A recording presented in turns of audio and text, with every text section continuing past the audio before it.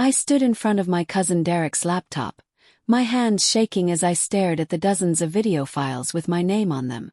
The thumbnail images showed me in my most vulnerable moments, and I felt my world collapse in a single second. This person I'd trusted my entire life had been selling my privacy to strangers for 5 years. My finger hovered over the mouse, ready to confront him, but something stopped me. A cold clarity washed over my rage, and I realized that screaming at him right now would give him time to delete everything, to run, to escape justice. So instead, I closed the laptop exactly as I'd found it, walked out of his apartment with steady steps, and began planning the most calculated revenge of my life. Let me take you back to 3 months earlier before I knew the truth. I was living my normal life in Portland, working as a graphic designer and sharing a duplex with my younger sister Emma.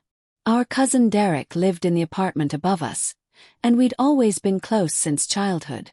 He was the funny one at family gatherings, always cracking jokes and making everyone laugh. I trusted him completely. I'd noticed some strange things over the past year, but I'd brushed them off as coincidence. Derek always seemed to have money despite working a part-time job at a coffee shop. He'd bought a new car, upgraded his entire apartment, and was constantly traveling. When I asked about it, he said he'd gotten into cryptocurrency early and made some good investments. I believed him because why wouldn't I? The bathroom in my apartment had always felt a little off to me. Sometimes I'd get this weird feeling like I was being watched, but I told myself I was being paranoid. I'd check the walls, look behind the mirror, examine every corner, but I never found anything. That feeling would fade, and I'd forget about it until it crept up again weeks later. Emma had mentioned the same thing once.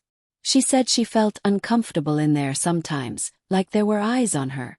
We laughed about it, joking that maybe the previous tenant's ghost was haunting the bathroom. We even named the ghost Gerald and would say hello to him whenever we entered. If only we'd known the truth was so much worse than any ghost story. Derek would often ask to borrow my apartment key, saying he'd locked himself out or needed to water my plants while I was away. I gave it to him without hesitation because he was family. Looking back now, every memory is poisoned with the knowledge of what he was really doing. Each time he had that key, he was likely checking his hidden cameras, adjusting angles, replacing batteries. 3 months ago, Derek asked me to help him with his laptop because he said it was running slow. I'm decent with computers, so I agreed to take a look at it while he ran out to grab us lunch. I started running diagnostic software and clearing temporary files, just routine maintenance stuff. That's when I accidentally clicked on a folder that wasn't properly hidden. The folder was labeled with a random string of numbers and letters, nothing that would catch attention. But when it opened, I saw subfolders with names that made my blood run cold. Emma Bathroom January, Emma Bathroom February, and then my name. Folders and folders with my name, organized by month and year, going back 5 years. 5 entire years. My hands trembled as I clicked on one of the files. The video started playing and there I was, stepping out of the shower in my own bathroom. The angle was from above, looking down, probably from a vent or light fixture. Could see everything. Every vulnerable moment I thought was private had been captured and saved on my cousin's computer. I felt bile rise in my throat. I wanted to vomit, to scream, to smash the laptop into pieces. But some survival instinct kicked in and I forced myself to dig deeper. I needed to know the full extent of this betrayal before I made any moves. I opened more files, clicked through more folders, and discovered something even worse. Derek wasn't just keeping these videos for himself. He was selling them. I found transaction records, customer lists, and messages discussing prices for different types of footage. My most private moments had been commodified and sold to strangers across the internet. People I'd never met had seen me in ways that should have been impossible. The worst part was seeing how much money he'd made. Tens of thousands of dollars over the years, all from violating Emma and me in the most intimate way possible. That cryptocurrency story had been a complete lie. His entire upgraded lifestyle was built on our exploitation, and he'd smiled in our faces every single day while doing it. I heard his key in the door and quickly closed everything, making sure the screen showed exactly what it had before. Derek came in with sandwiches, grinning like always, and I smiled back at him. I ate lunch with him, laughed at his jokes, and helped him finish fixing his laptop. Every moment felt surreal, like I was watching myself from outside my body. That night I couldn't sleep. I lay in bed staring at the ceiling, thinking about all those years. Every shower, every vulnerable moment, every time I'd felt safe in my own home. It had all been an illusion. And Emma didn't even know yet. She was sleeping peacefully in the next room, unaware that she'd been violated in the same way. I knew I had to tell Emma, but I needed a plan first. If I told her immediately, she might confront Derek out of rage, and he'd destroy all the evidence. We needed that evidence to put him in prison where he belonged. So I stayed quiet and started researching, learning everything I could about hidden cameras, digital forensics, and the legal process for cases like this. The next day I called in sick to work. I spent hours searching my bathroom, and this time I knew what to look for. I found the first camera hidden inside the bathroom fan vent, disguised to look like a screw head. It was so small and well hidden that I'd never noticed it before. The lens was pointed directly at the shower and toilet area. I found the second camera inside the light fixture above the mirror. This one captured a different angle, ensuring there were no blind spots. Both cameras were sophisticated, probably motion-activated to save battery and storage. Derek had put serious thought and money into this setup, which made it so much more disturbing. This wasn't impulsive. It was calculated.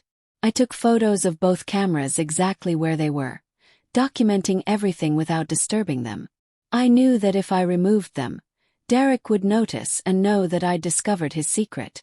I needed him to feel safe and unsuspecting while I built my case against him. So I left everything exactly as it was. That was the hardest part. Knowing those cameras were there, still recording and having to act normal. Every time I used that bathroom, my skin crawled. I started using Emma's bathroom or going to a nearby gym, making up excuses about our bathroom having a weird smell that I couldn't identify. Emma bought it without question. I spent the next week gathering evidence in secret. I created a hidden folder on my own computer and started documenting everything. Screenshots from Derek's laptop that I'd managed to memorize, dates and times of when he'd borrowed my keys, bank records I could access through family shared accounts showing his sudden income increase 5 years ago. Built a timeline. Then I contacted a lawyer specialized in privacy violations and hidden camera cases. I didn't give her my name at first, just described the situation hypothetically. She told me exactly what evidence I'd need to make a solid case and advised me to contact the police immediately. But I wasn't ready yet. I needed more than just a solid case. I needed it to be absolutely airtight. I reached out to a private investigator, again keeping things vague. He gave me advice on how to track digital footprints and find out where Derek was selling these videos. Using some of the information I'd seen on his laptop, I started following the trail myself. It led me to several dark web forums and marketplaces where this kind of content was traded. Creating anonymous accounts on those sites made me feel dirty, but I pushed through. I needed to see the full scope of what Derek had done. And what I found was worse than I'd imagined. There were multiple sellers offering real hidden bathroom footage, but Derek's account stood out because of the volume and the prices he commanded. He was considered a premium supplier. Reading the comments from his customers made me physically ill. These men were discussing me and Emma like we were products, rating our appearances, requesting specific types of footage. Some had been following Derek's posts for years, meaning they'd watched me grow from a young woman into who I am now. They felt like they knew me. I found reviews where customers praised the quality of Derek's cameras and the variety of angles. One person specifically mentioned that they'd purchased hundreds of dollars worth of content from him. Another discussed how authentic and high quality his footage was compared to other sellers. Derek had built a reputation in this disgusting community. But here's what really got me. I discovered that Derek had been taking custom requests. Customers would pay extra for footage of specific scenarios or time periods. One request I found was from someone asking for early morning shower content from the blonde one, with a specific date range. That was Emma. Someone had paid extra to watch my little sister during particular times. I took screenshots of everything, saved every transaction record I could find, and documented the entire network of his operation. The evidence folder on my encrypted drive grew larger every day. I was building something that Derek couldn't talk his way out of, something that would bury him completely. But I still hadn't told Emma, and that guilt was eating me alive.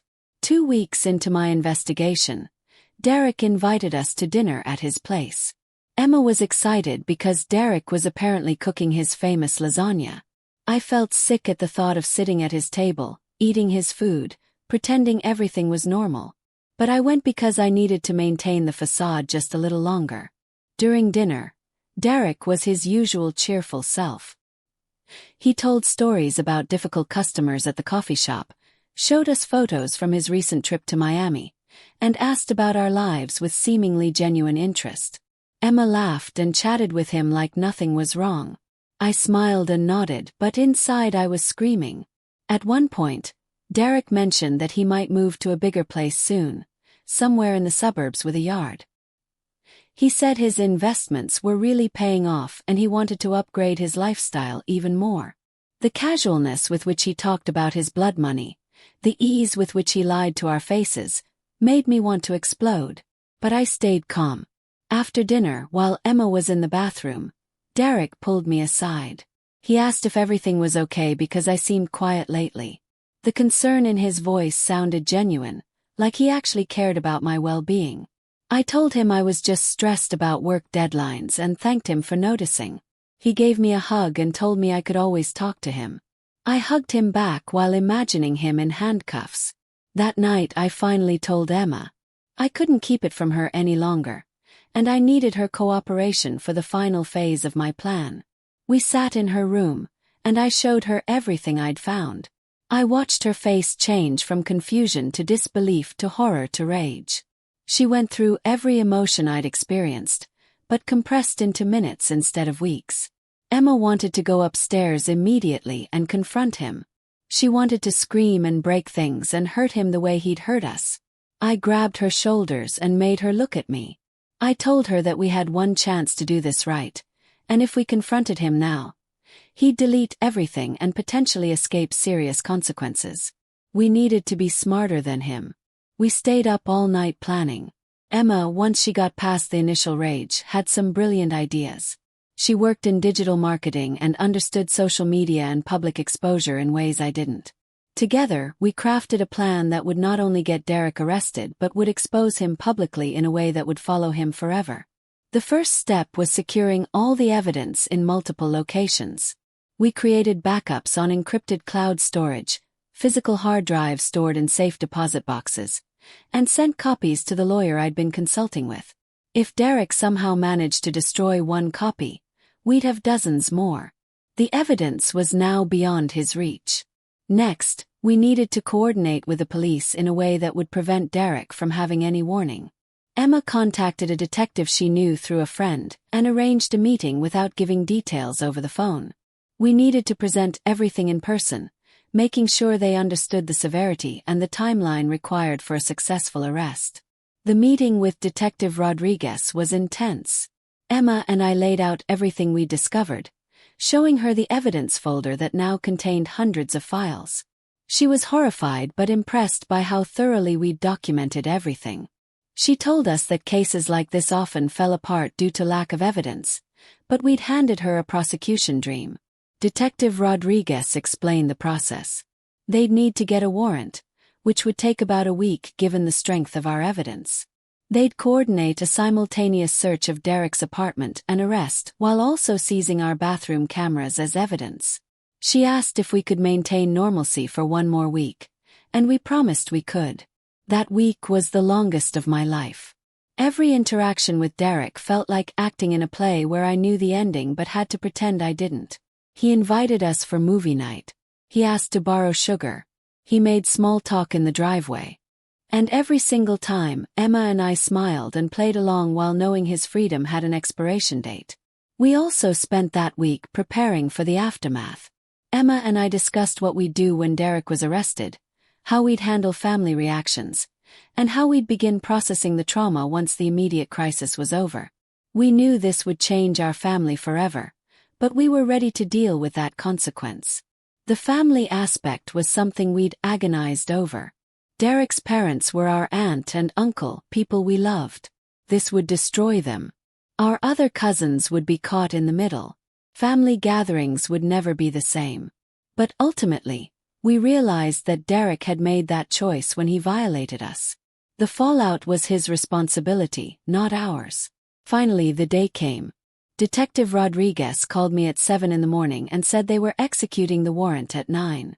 She asked us to stay in our apartment and remain available for follow-up questions. Emma and I sat together on the couch, holding hands, watching the clock tick toward 9. At exactly 9:03, we heard heavy footsteps on the stairs outside. Then knocking, loud and authoritative. A voice shouting, "Police. We have a warrant." More knocking.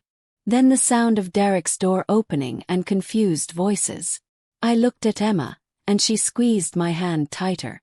We couldn't hear everything, but we heard enough.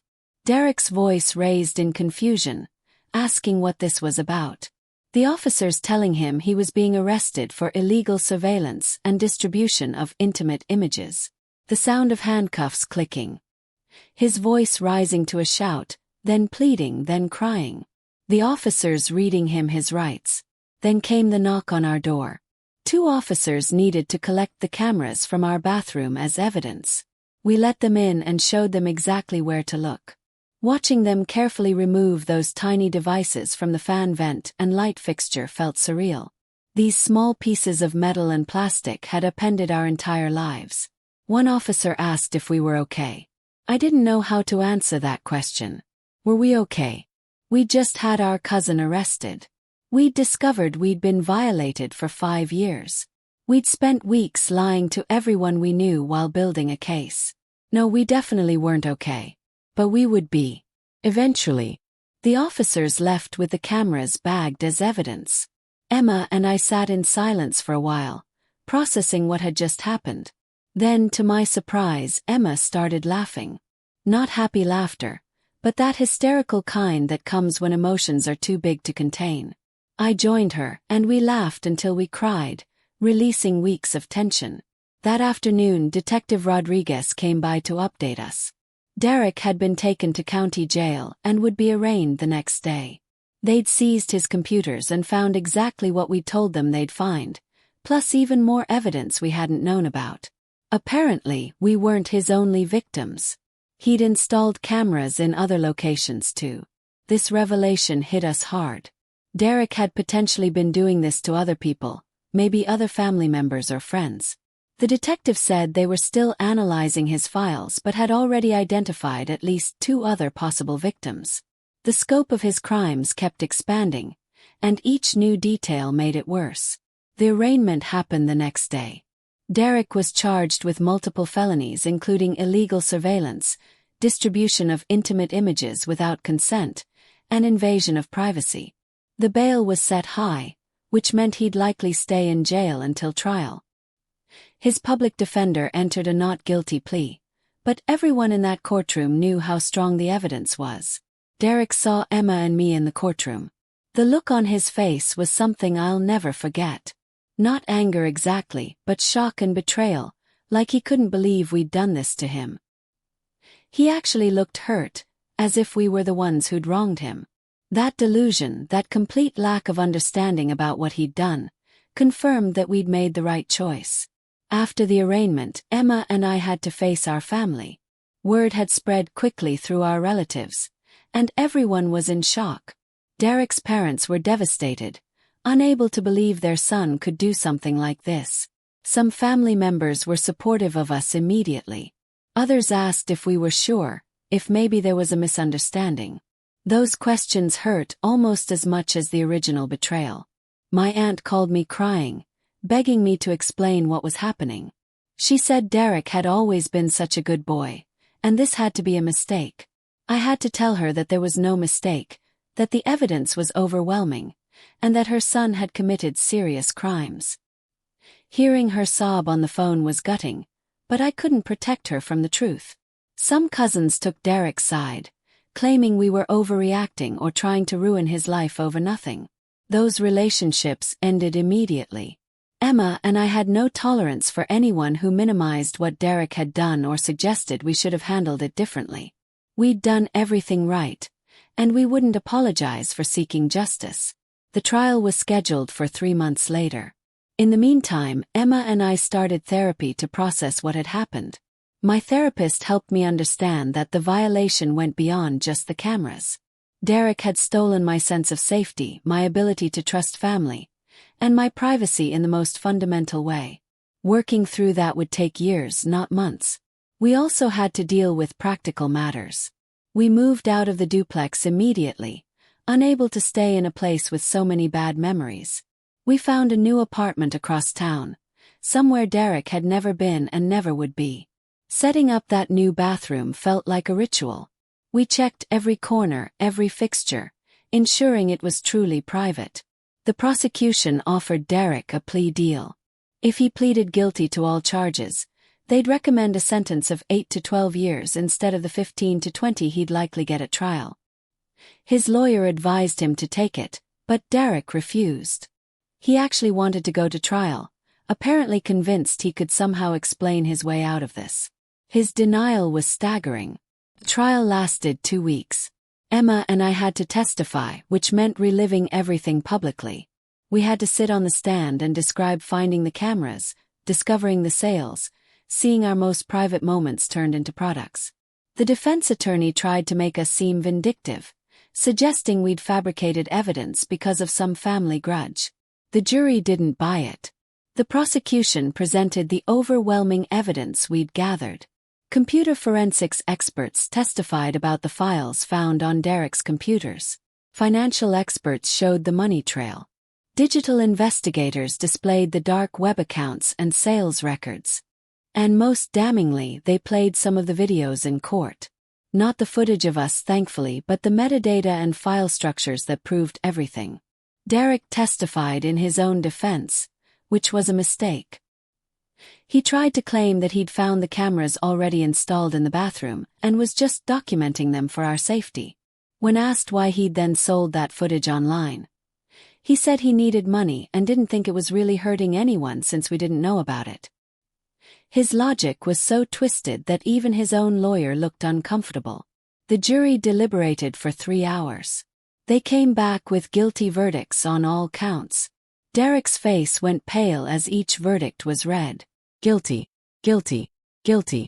12 times the jury foreman said that word, and each time felt like another piece of justice falling into place. Emma gripped my hand so tight I lost circulation, but I didn't care. Sentencing happened a month later. The judge clearly found Derek's crimes reprehensible.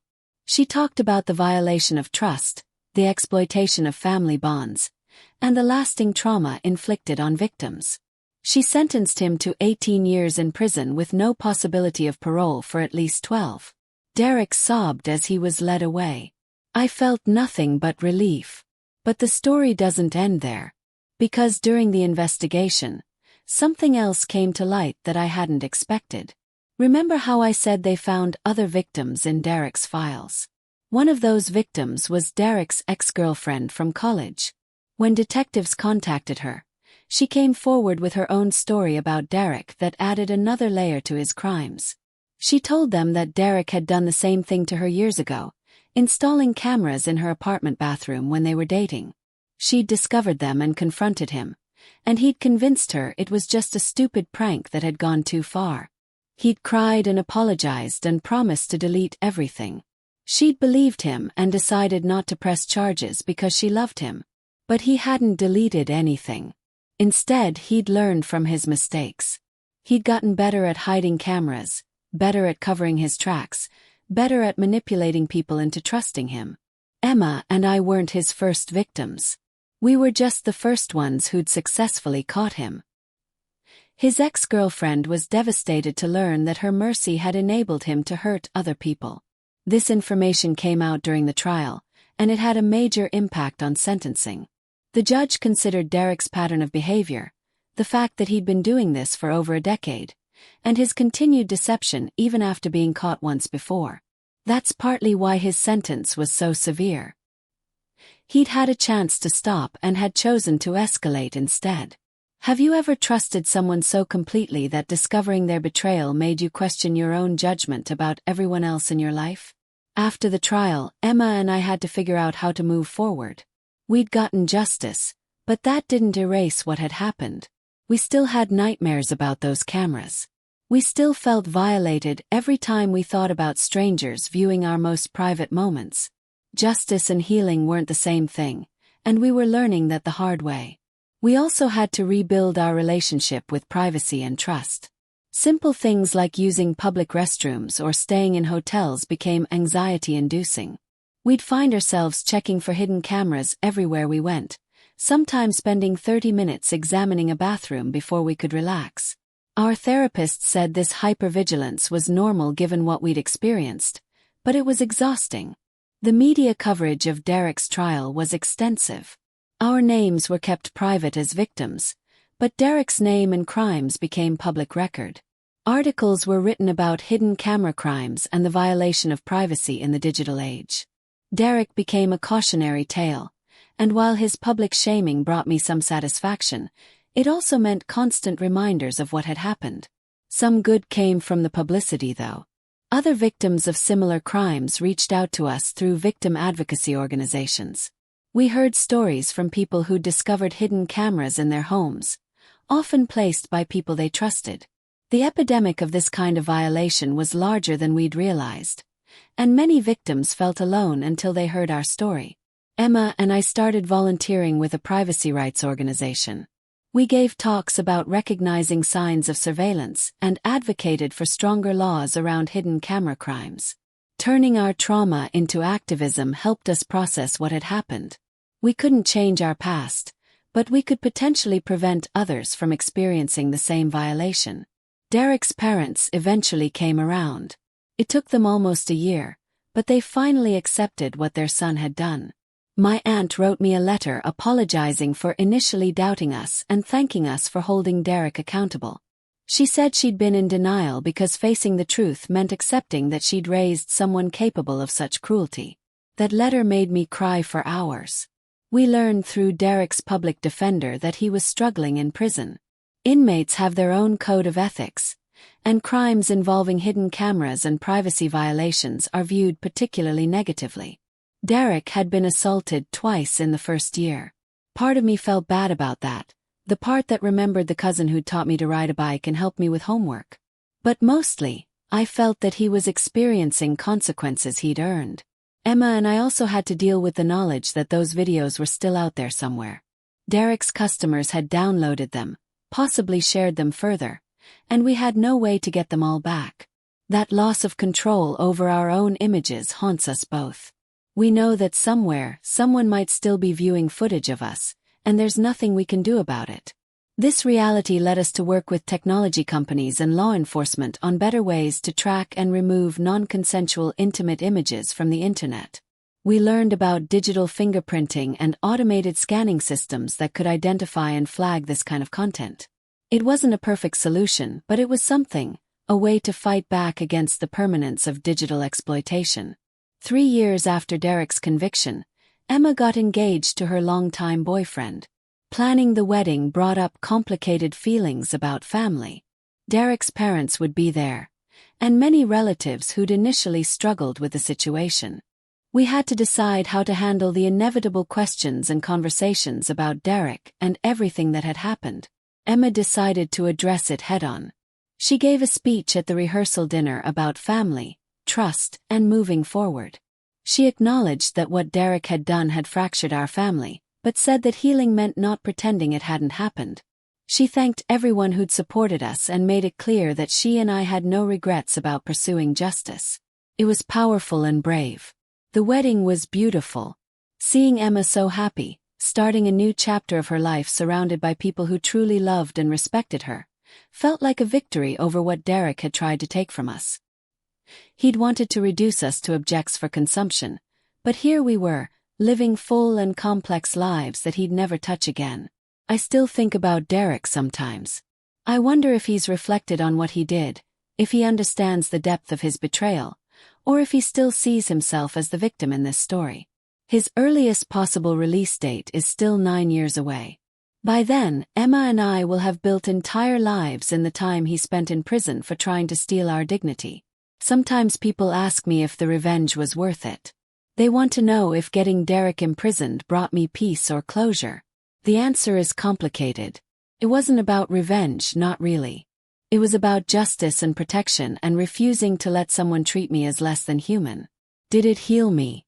Well, but it gave me back my power, and that was worth everything. The hardest lesson I learned was that you can't always see evil coming, even when it's living upstairs.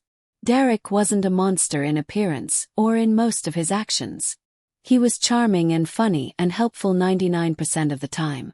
That 1% where he violated us so completely doesn't erase the other 99, but it definitely redefines it. Everything good about him was tainted by what he did in secret. I've also learned that healing isn't linear. Some days I feel strong and vindicated, proud of how Emma and I handled everything. Other days I feel angry all over again or sad about the family relationships that were permanently damaged, or violated when I remember those videos existing somewhere out there. All of these feelings can coexist, and that's okay. Emma and I are closer than ever now. Going through something this traumatic together created a bond that nothing can break. We understand each other's triggers and bad days without explanation. We celebrate each other's victories in healing. We've become advocates together, friends together, survivors together. If Derek thought he could break us, he catastrophically miscalculated. I've also had to grapple with the forgiveness question. People often ask if I've forgiven Derek, and I honestly don't know how to answer. I don't wish him additional harm beyond his legal consequences, but I also can't forgive someone who hasn't shown genuine remorse or understanding of what he did. Maybe someday, but not today. And maybe never, and I'm learning to be okay with that too. The legal system isn't perfect, but in our case it worked. Derek is in prison, and that keeps other potential victims safe from him. The evidence we gathered ensured he couldn't talk his way out of consequences. The sentence he received reflected the severity of his crimes. We navigated a system that often fails victims of these types of crimes, and we came out with justice served. I think about the person I was 5 years ago, showering in my bathroom without a care, trusting my cousin implicitly, feeling safe in my own home. That version of me is gone, and I grieve her sometimes. But the person I am now is stronger, wiser, and more compassionate toward other survivors. Derek took something from me, but he didn't take everything. I'm still here, still fighting, still living. Emma's therapist once said something that stuck with me. She said that surviving trauma isn't about going back to who you were before because that person doesn't exist anymore. It's about integrating what happened into your story while not letting it become your entire story. Derek wrote a chapter of my life without permission, but I'm the one holding the pen for all the chapters that follow. Looking back, I'm glad I didn't confront Derek the moment I found those files. The controlled rage, the meticulous planning, the patience to build an airtight case. All of that ensured he faced real consequences. If I'd let my initial reaction take over, he might have destroyed evidence and escaped serious punishment. Sometimes the best revenge is the cold, calculated kind that leaves no room for escape. I also learned that speaking up matters, even when it's hard. If Derek's ex-girlfriend from college had reported him to police instead of accepting his apology, Emma and I might have been spared years of violation. I don't blame her at all because I understand the complicated emotions involved, but her story taught me that protecting predators through silence only enables them to find new victims. The privacy advocacy work Emma and I do now has introduced us to lawmakers, technology experts, and other survivors. We've testified before state legislatures about strengthening hidden camera laws. We've consulted with security companies on detection devices. We've spoken at colleges about consent and digital privacy. We've taken our worst experience and used it to potentially prevent others from suffering similarly. There are days when this work feels overwhelming. Hearing other people's stories of violation, seeing how common these crimes are, facing the reality that technology keeps making it easier for predators, it's a lot to carry. But then we meet someone who checked their Airbnb for cameras because of our advocacy and found one, or we hear about a new law passed that makes these crimes easier to prosecute, and it feels worthwhile. Derek will be eligible for parole in 9 years. Emma and I have already discussed attending his parole hearing to give victim impact statements. We'll tell the parole board exactly how his crimes impacted us, about the years of therapy, the ongoing triggers, the relationships damaged. We'll make sure they understand that his release shouldn't come early. He needs to serve his full sentence. I sometimes imagine what I'd say to Derek if given the chance. Part of me wants to ask why. Why did he do it? What made him think it was okay? Did he ever feel guilty? Did he ever consider stopping? But another part of me doesn't care about his reasons because nothing could justify what he did. Some questions aren't worth asking because no answer would be satisfying. What I know for certain is that Derek made a choice every single day for 5 years. He chose to violate us, chose to profit from our exploitation, chose to look us in the eyes and pretend to be someone trustworthy while selling our privacy to strangers. Those were deliberate decisions made by someone who understood right from wrong but didn't care. That's not a mistake. That's not an accident. That's calculated cruelty. The bathroom in our new apartment is my sanctuary now. Emma and I had it custom renovated with privacy as the primary concern. No fan vents with removable covers, light fixtures with transparent housing so nothing can hide inside, walls checked thoroughly during construction. It might seem paranoid to some people, but it gives us peace. We earned the right to be cautious. We also installed our own visible security system in our apartment, not to spy on anyone but to ensure no one can spy on us. The cameras point at entry points only, and we control all the footage. It's our way of taking back control over surveillance in our space. We decide what's recorded and who sees it. That power matters more than people who haven't experienced this violation could understand. I've started dating again, which required working through trust issues and therapy. Being intimate with someone new meant being vulnerable, and vulnerability felt dangerous after what Derek did. But I refused to let him steal that from me too. I'm learning to trust again, slowly, with someone who's patient with my triggers and respects my boundaries without question. Emma's husband knows everything about what happened. She told him early in their relationship because she needed him to understand her anxiety around cameras and privacy. His response was to immediately check their entire house for hidden devices and to promise he'd never make her feel unsafe in her own space. That kind of understanding and support has been crucial for her healing.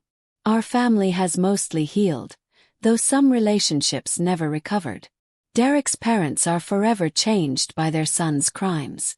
Some cousins still maintain distance from us, uncomfortable with the whole situation. Holiday gatherings are smaller now, missing the people who chose Derek's reputation over our safety. We don't miss them. Real family shows up when it matters.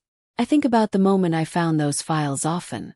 How different things would be if I'd never helped Derek with his laptop, never accidentally clicked on that folder. Part of me wishes I could have remained ignorant, kept living my life without knowing about the violation. But that's the coward's way out. Knowing gave me the power to stop him, to protect future victims, to get justice. Ignorance isn't bliss when it enables abuse. The legal proceedings are finally completely finished. Derek's appeals were all denied, and his conviction stands with no possibility of overturn. The civil lawsuit Emma and I filed against him resulted in a judgment for significant damages that he'll never be able to pay. But it was never about the money. It was about a court officially recognizing the harm he'd caused and holding him accountable beyond the criminal case. We also sued the property management company for the duplex because we argued they had a responsibility to ensure apartments were free from surveillance equipment between tenants. That case was settled out of court for an undisclosed amount. That money went directly into supporting our advocacy work and helping other victims hire lawyers to pursue their own cases. Sometimes I walk past the old duplex when I'm in that neighborhood. Derek's apartment has new tenants now, people who have no idea what happened there. The bathroom where those cameras were hidden has been renovated, all evidence of that violation removed. Just a normal bathroom again. But I know the truth, and I carry that knowledge everywhere I go. The biggest question I've wrestled with is whether I should have seen the signs earlier. Were there red flags I missed?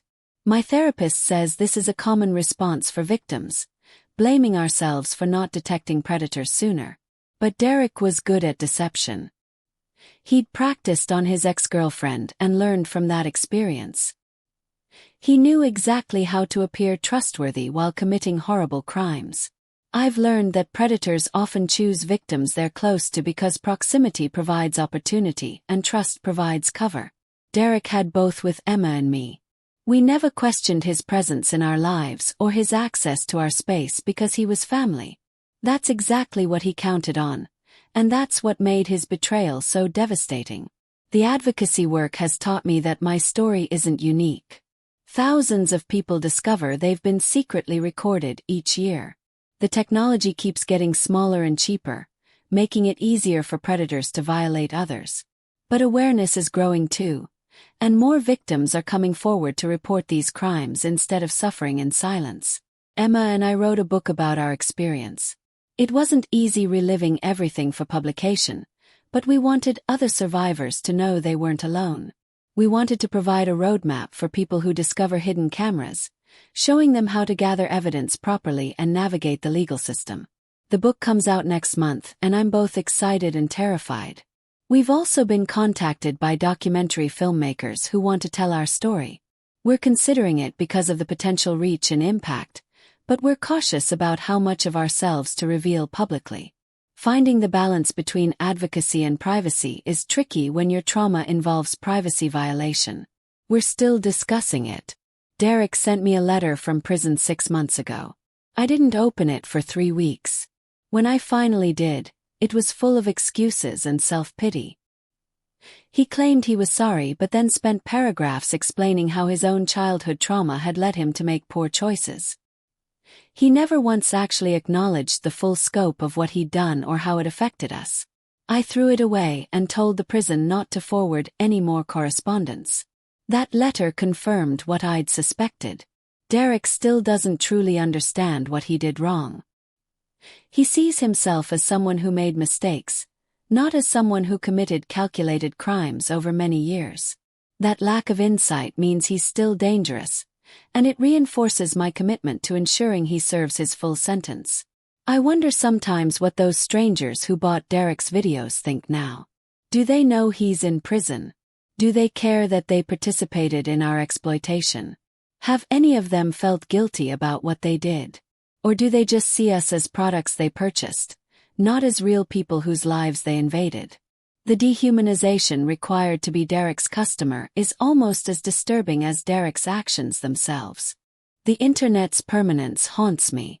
Those videos exist somewhere in digital space, potentially forever. Even if they're removed from one location, they could have been copied and shared elsewhere. That loss of control over my own image, over the most private moments of my life, is something I'll carry forever. It's a wound that can't fully heal because the violation continues somewhere in the world. But I refuse to let that reality destroy me. I've built a good life despite what Derek did. I have a career I love, relationships that fulfill me, a home where I feel safe, and purpose in my advocacy work. Derek tried to reduce me to a commodity, but I'm a whole person living a full life. Every day I spend happy and healthy is a victory over what he tried to do. Emma feels the same way.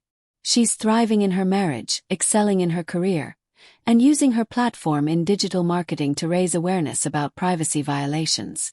She's taken the skills Derek exploited through his online sales and turned them toward exposing predators and protecting victims. There's a beautiful irony in that. We've also reconnected with Derek's ex-girlfriend from college. She reached out after the trial, and we've formed a friendship based on shared experience. She's been in therapy for years dealing with the guilt of not reporting Derek when she had the chance.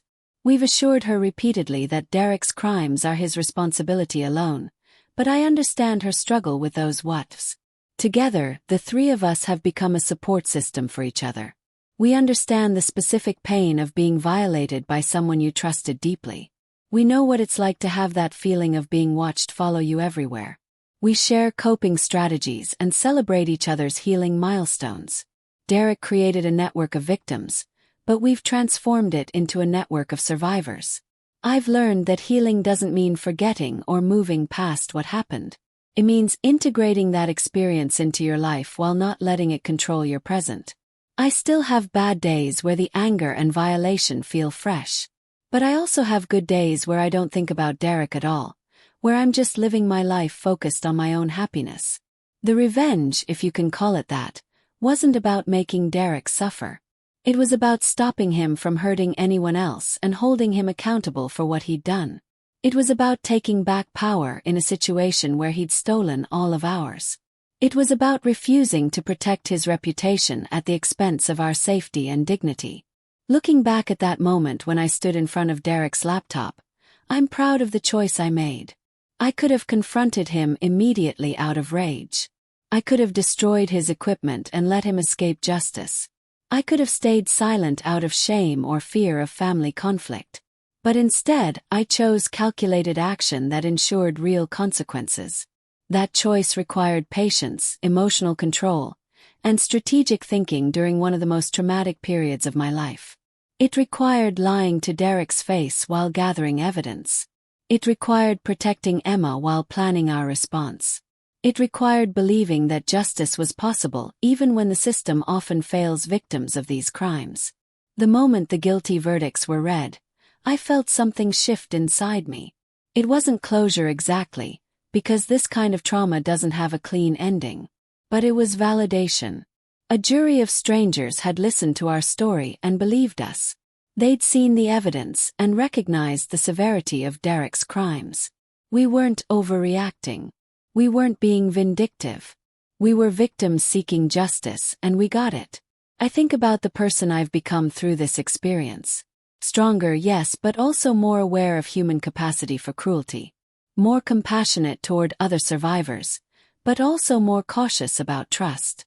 More committed to fighting injustice, but also more tired from carrying this burden. I'm a contradiction of emotions and experiences, and I'm learning to be okay with that complexity. Emma and I talk often about what we tell other people in similar situations. The advice always comes down to this. Document everything, don't confront the perpetrator before securing evidence, get law enforcement involved, and find a good therapist. But mostly we tell them to trust their instincts. If something feels wrong, investigate. Don't dismiss that gut feeling as paranoia. The what-ifs used to consume me. What if I'd never found those files? What if Derek had been more careful with his computer? What if I'd confronted him immediately and he'd destroyed everything? But dwelling on alternate timelines doesn't change reality. This is what happened, and Emma and I handled it the best way we could with the information and resources we had. I've also had to grapple with the privilege that allowed us to get justice. We're educated women who could research legal processes. We had some financial resources to hire lawyers. We're white in a system that often discriminates, and we had physical evidence that was undeniable. Many victims don't have these advantages, and their cases never see justice. That reality motivates me to use my platform to help others. The privacy advocacy organization we volunteer with has helped us channel our experience into systemic change. We've worked on legislation that makes it easier to prosecute hidden camera crimes. We've consulted on technology that can detect surveillance devices. We've trained law enforcement on how to properly investigate these cases.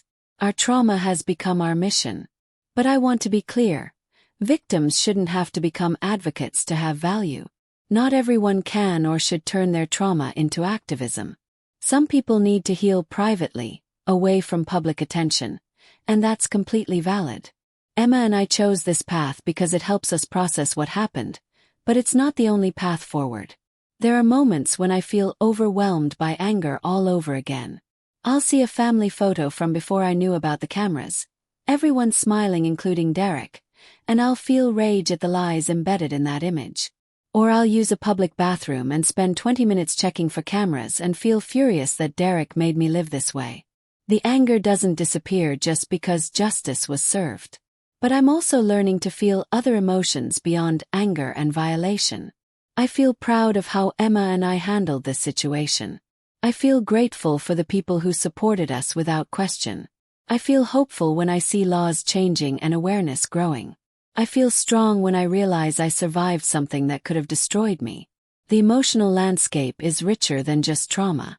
Derek's parole hearing is scheduled for 9 years from now. Emma and I are already preparing our victim impact statements. We'll make sure the parole board understands that Derek minimizes his crimes, that he hasn't shown genuine remorse, and that his release would pose a risk to public safety. We'll fight to keep him in prison for his full sentence. Some people have asked if we'll ever feel safe with Derek released, even after he serves his time. The honest answer is no. Derek has shown he's willing to violate people he claims to love for money. He's shown he can lie convincingly for years. He's shown he doesn't understand the depth of his wrongdoing. Even after 18 years in prison, he'll still be dangerous because his fundamental lack of empathy and remorse hasn't changed. But we can't let fear of his eventual release control our lives. We've taken precautions. We've moved to a different state. We've changed our names legally to make it harder for him to find us. We have restraining orders ready to file the moment he's released. We've done everything possible to protect ourselves while still living full lives. The trauma has also affected my relationships with other family members in unexpected ways. I'm closer to my parents now, grateful for their unwavering support. I'm more distant from relatives who asked us to drop the charges for the sake of family unity. I've learned that family isn't just about blood. It's about who shows up when things are hard, who believes you, who prioritizes your safety over their comfort. I've also had to rebuild my relationship with privacy itself.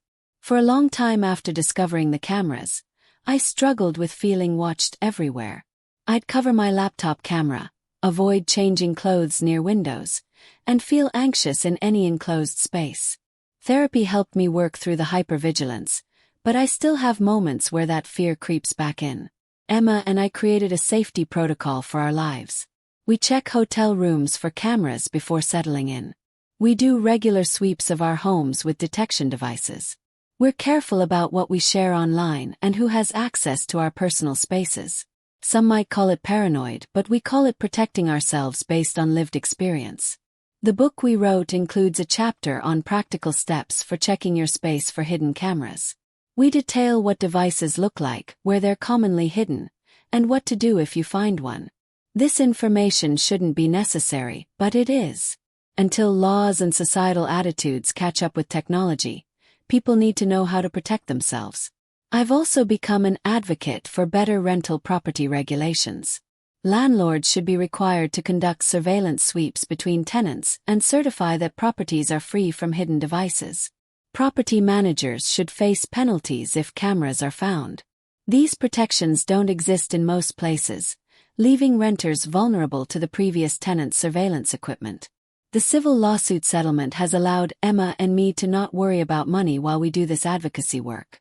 We both still have jobs we love, but we can also afford to take time off for speaking engagements, legislative testimony, and consulting work. We're using Derek's blood money to undo the harm he caused and prevent others from experiencing what we did. Sometimes I imagine Derek in prison, thinking about his choices. Does he regret what he did or just regret getting caught? Has he reflected on how he violated people he claimed to love? Or does he spend his time feeling sorry for himself and planning what he'll do when he gets out? I'll probably never know his true thoughts, and maybe that's better. What I do know is that Emma and I survived. We survived the violation, the discovery, the investigation, the trial, and the aftermath. We're not just surviving anymore, though. We're thriving. We're building lives filled with purpose and meaning. We're helping others escape similar situations. We've transformed our worst experience into something that creates positive change. The day Derek goes to his parole hearing, Emma and I will be there. We'll look him in the eyes and tell the parole board exactly what he did and how it affected us. We'll present evidence of his lack of remorse and his continued minimization of his crimes. We'll fight to ensure he serves every single day of his sentence because he earned it through years of calculated cruelty. And then we'll go home to the lives we've built, lives that Derek tried to destroy but couldn't. We'll continue our work, our healing, and our commitment to ensuring other survivors get the justice they deserve. Derek wrote a terrible chapter in our lives, but we're the authors of everything that comes next, and our story is far from over. If you discovered someone you trusted had violated your privacy in such a fundamental way, would you have the strength to methodically build a case against them instead of immediately confronting them? Could you pretend everything was normal while knowing the truth, waiting for justice to unfold? And now that you've heard my story, will you think twice about who you trust with access to your most private spaces?